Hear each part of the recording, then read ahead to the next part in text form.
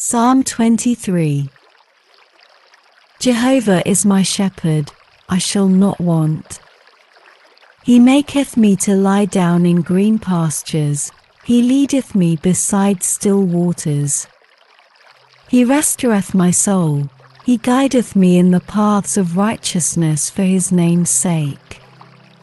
Yea, though I walk through the valley of the shadow of death, I will fear no evil, for thou art with me, thy rod and thy staff, they comfort me.